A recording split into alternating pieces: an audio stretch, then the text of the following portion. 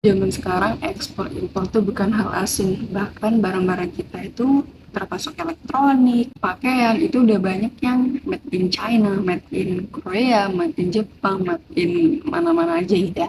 Itu karena apa sih? Karena perdagangan internasional. Nah, kenapa perdagangan internasional ini bisa terjadi gitu ya? Kita akan bahas lengkapnya di video kali ini.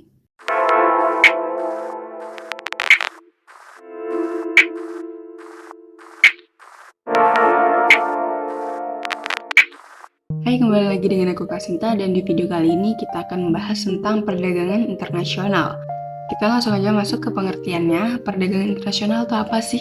Perdagangan internasional merupakan kegiatan jual beli barang atau jasa yang dilakukan oleh individu atau perusahaan antar negara. Contoh perdagangan internasional itu misalnya perdagangan internasional individu. Misalnya kita beli barang dari luar negeri dari China, dari Korea. Nah, contoh lain seperti perdagangan internasional oleh perusahaan. Kita memiliki usaha, akhirnya kita impornya itu dari luar negeri. Barang-barangnya kita jual lagi di sini. Nah, itu namanya perdagangan internasional. Dalam perdagangan internasional pasti kita nggak asing dengan kata ekspor dan impor. Kalian masih ingat nggak ekspor itu apa? Ekspor adalah pengiriman barang jasa ke luar negeri. Contohnya ketika kita menjual barang-barang kita ke luar negeri, menyalurkan barang-barang kita ke luar negeri gitu. Sedangkan impor adalah memasukkan barang atau jasa dari luar negeri. Contohnya kita saat membeli barang-barang branded gitu ya dari luar negeri.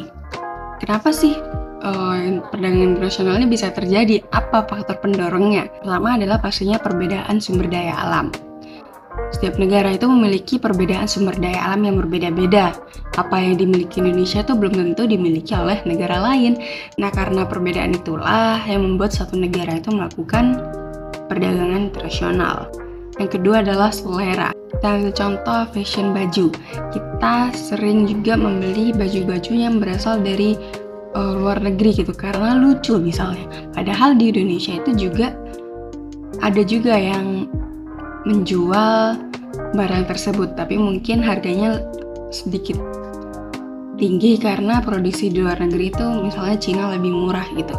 Akhirnya ya karena memang selera-selera orang yang berbeda, akhirnya orang-orang tersebut melakukan perdagangan internasional seperti itu. Ketiga adalah efisiensi atau penghematan biaya produksi.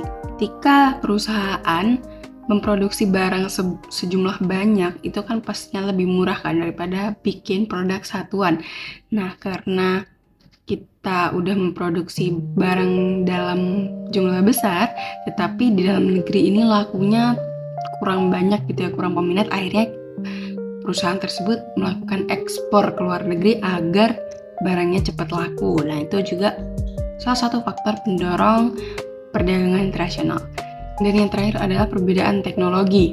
Teknologi yang dibuat oleh negara, misalnya negara Jepang, negara Eropa, negara-negara di Eropa, itu cenderung memiliki kualitas yang bagus ya karena sudah kecimpung lama di dunia teknologi. Sehingga kita cenderung juga akan membeli barang-barang yang udah terjamin kualitasnya. Misalnya beli mobil dari produk Jepang, beli mobil dari produk-produk Eropa gitu. Akhirnya kita juga melancarkan perdagangan internasional itu.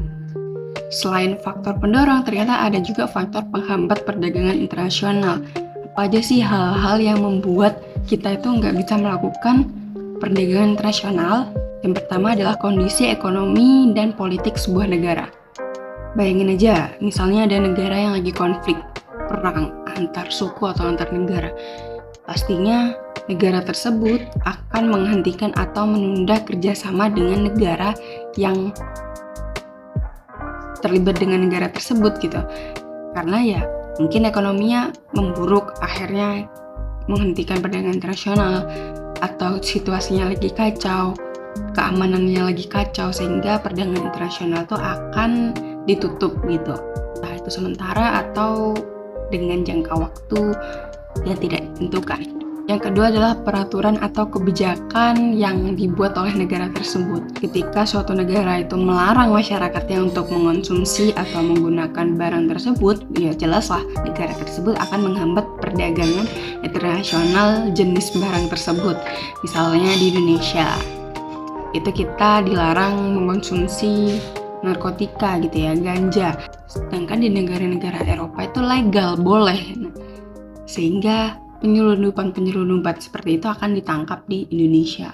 Terus ada juga perbedaan mata uang dan nilai tukar yang tidak stabil. Misalnya ada eksportir yang biasa jualan ke luar negeri. Tentu hambatannya itu adalah mata uang.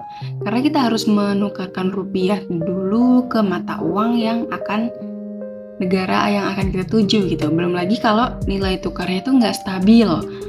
Nah, akan menghambat terjadinya perdagangan internasional. Misalnya ada barang luar negeri, kenapa sih kok nggak diimpor di Indonesia? Karena rupiah itu lagi nggak stabil gitu.